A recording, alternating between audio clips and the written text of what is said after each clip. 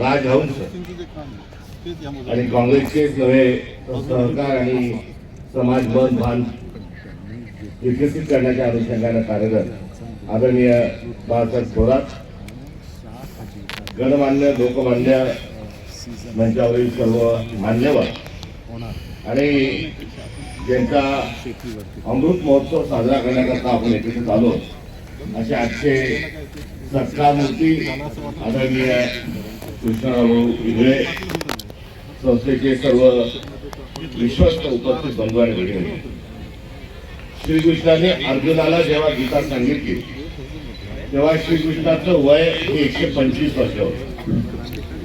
अर्जुन हे देखील कृष्णाच्या समवयस्क, त्यामुळे त्या गणिताने 120 वर्षाचे अर्जुन होते. आता महाभारतातल्या अध्यात्मातले श्रीकृष्ण जर 125 वर्ष जगले असतील तर भाईजी 100च्या शुभेच्छा घेऊन चालणार नाही. आणि आम्ही आपल्यापेक्षा लहान असल्यामुळे या सर्व कार्यक्रमाला याची देही याची डोळा आम्हाला बाहेर अवसर मिळणारच असतो.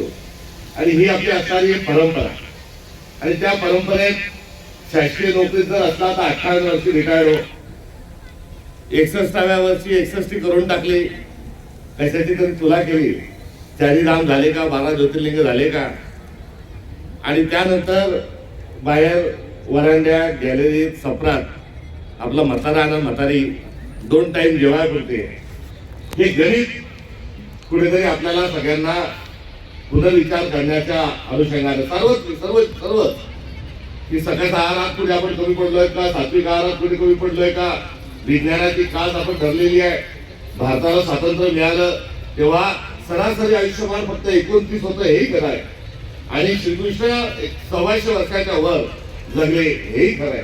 आणि या सगळ्यांमध्ये जी झालेली क्रांती आहे, जी वैज्ञानिक क्रांती असतील, राज्यकर्त्यांनी द्रष्टा लोकांनी जी क्रांती केली असेल, scientific temperament of the nation वाढवण्याचा प्रयत्न केला असेल, स्वातंत्र्य मिळायला विद्यापीठ काढण्याचं काम केलं असेल, स्वातंत्र्य मिळायला साक्षर करण्याचं काम केलं असेल, आणि त्यामुळे आज आपण एक मोठा टप्पा जरूर गाठलाय. आणि हा टप्पा गाठल्यानंतर जर आजचं कुठलं जर वातावरण आपण बघितलं तर माणसाला शहाणं करण्यापेक्षा माणसाला गाढव करण्याचं प्रशिक्षण मोठ्या प्रमाणात कुठेतरी सुरू आहे. आज कृष्णराव भाऊ हे 75चा टप्पा गाठला, हा आपला वाडवडिलांचा अध्यात्माचा ठेवा म्हणून याच्या पुढेही ते गेले पाहिजे, हे खरं आहे. मात्र जर स्वातंत्र्योत्तर काळामध्ये आपण विज्ञानाची काळ धरली नसती, आपण विवेकाची काळ जर धरली नसती तर आज 75 पण आपल्या समाजामध्ये आपल्याला साजऱ्या करता आल्या नसत्या. त्यामुळे तेव्हाच्या काळात 61 आणि 75 त्याला सहस्त्र चंद्रदर्शन नावाचा आपण एक थोडा शब्द कुठेतरी वापरला जातो, आपल्या बहुजन समाजात तो वापरला जात नाही. अशा प्रकारच्या टप्प्यातून आज त्यांच्या शुभेच्छा देत असताना ही झालेली क्रांती, हा झालेला विकास, हा देखील मला या ठिकाणी अधोरेखित करावासा वाटतो.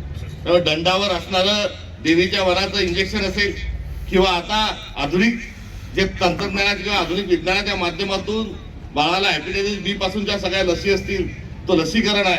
आपल्या देश जो आहे अन्नधान्याच्या बाबतीत स्वयंनिर्भर नव्हता, तिथे आपण झालो. बाजारातून आता जेव्हा भाज्या येतात किंवा किराणा दुकानातून थैल्या येतात तेव्हा त्यातले वाढलेले जेवढे ॲटम आहेत त्या ॲटमच्या अनुषंगाने आपलं प्रोटीन वाढलेलं असेल. हा सगळा जो बदल आहे हा बटनाने किंवा हा कोणत्या नवसाला कोणता देव पावला म्हणून हा झालेला नाही. त्यासाठी असणारे जे प्रयत्न आहे त्या प्रयत्नांनाही आज या ठिकाणी अधोरेखित करावंसं वाटतं. सातपुडा शिक्षण संस्थेच्या माध्यमातून झालेली आहे. अर्थकारण विकसित करण्याच्या अनुषंगानं ती झटकन लक्षात येते. मात्र त्याच्या पलीकडे दरम्यानच्या मधल्या काळात येता जाता मी तेव्हा गाडगे महाराज ग्राम स्वच्छता अभियानाच्या निमित्तानं कुठे आता इथलंच रेशन कार्ड काढायचं की काय अशा परिस्थिती असताना कधी येता जाता कृष्णराव भाऊ हे सीताफळाच्या बगीचात हे दिसायचे. कधी सीताफळ विकणाऱ्या ठिकाणी दिसायचे, कुठे म्हणायचे की इथेच खान इथेच बिया टाक, असा सीताफळ खाण्याचा आग्रह करताना दिसायचे. मात्र ते सीताफळ जे होतं त्यातून त्याच्यासारखे अनेक प्रकार प्रयत्न आहेत. या सर्वातून आपण पुढे गेलो पाहिजे आणि पुढे जात असताना सशक्त समाज निर्माण झाला पाहिजे, त्याला सकस आहार मिळाला पाहिजे, अर्थशास्त्रीय दृष्टिकोनातून पुढे गेला पाहिजे. ह्या सर्व विचारांच्या अनुषंगानं कृष्णरावांनी दिलेलं जे योगदान आहे हे अद्वितीय आहे. मला वासिक साहेबांनी जिल्हा परिषदेचा अध्यक्ष केल्यानंतर सर्वात जास्त कोणत्या भागातल्या समाज मनाशी मला एकरूप होता आलं असेल तर तो या ठिकाणचा आहे. आणि या गोष्टीला मी मागे वळून बघत असताना त्यालाही 30 वर्ष झाले. आणि या 30 वर्षाच्या काळात सातपुडा शिक्षण संस्थेने जे काम केलं, माझा जशी जशी प्रगती आणि विकास झाला तशाच या संस्थेचाही विकास झाला असेही या निमित्तानं मला सांगत असताना कृष्णराव भाऊंची जी हातोटी आहे, बांधकामावर पाणी मारणं असो किंवा छोट्यात छोटी गोष्ट असो, त्यांचा जो सगळा विजन आहे ते विजन फार चांगलं आहे. आणि यातून निसर्ग त्यांना अधिक सुदृढ आयुष्य देव, दीर्घ आयुष्य देव ही कामना या निमित्ताने या ठिकाणी करतो. आणि आज स्वातीताईंचं भाषण खूप चांगलं झालं.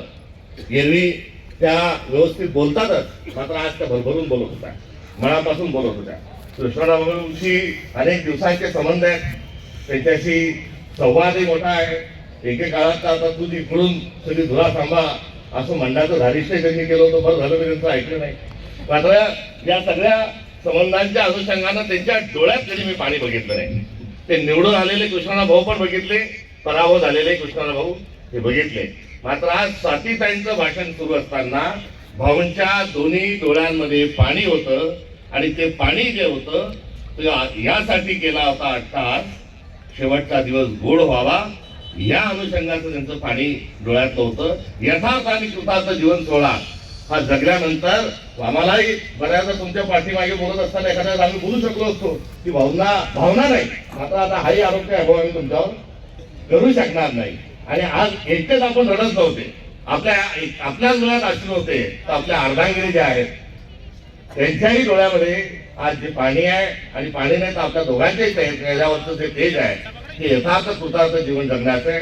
तुम्ही जे भरभरून जे दिलंय, इथल्या मातीमध्ये खूप गुण आहे. विरोधक गुंजीसोबत तुकडोजी महाराजांचा विचार घेऊन जात असताना माझ्यासारख्या कार्यकर्त्याच्या अंगात वैराग्य जरूर आलं असेल.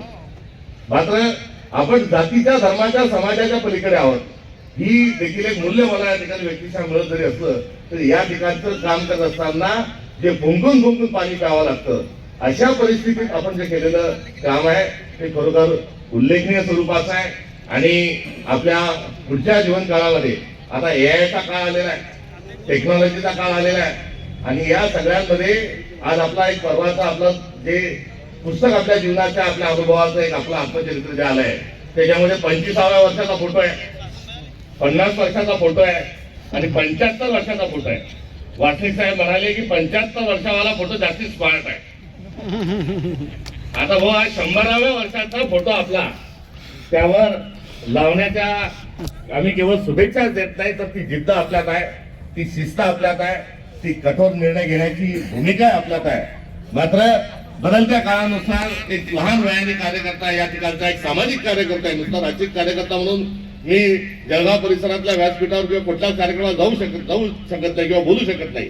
आता यामध्ये थोड्या भूमिका आणि थोडी जी असणारी दृष्टी आहे आणि एकंदरीत जो अप्रोच आहे हा कुठेतरी सर्वांना सोबत घेऊन एक बदलण्याची आवश्यकता आहे. मी आपल्याला शुभेच्छा देत असताना या ठिकाणचा जातीवाद असेल, या ठिकाणचा जो एक रूढी परंपरेने चालत असलेला चाकुरी असेल ही मोडून निघावी आणि एक मोकळ्या आकाशामध्ये इथला समाज मन आणि समाज भान उडेल याकरता पुढच्या काळातला आपण योगदान निश्चित द्याल ही देखील आपल्याकडून अपेक्षा, सदिच्छा, शुभेच्छा व्यक्त करतो. थांबतो. धन्यवाद. मी व्यथांची वेधशाळा, मी नभीचा मेघ काढा, वाळवंट ऐक माझे, मी उद्याचा पावसाळा. अत्यंत आश्वासक असं भाष्य आदरणीय भाऊंच्या जीवन प्रवासावरती सन्माननीय दादांनी या ठिकाणी केलंय. मनपूर्वक आभार. आणि यानंतर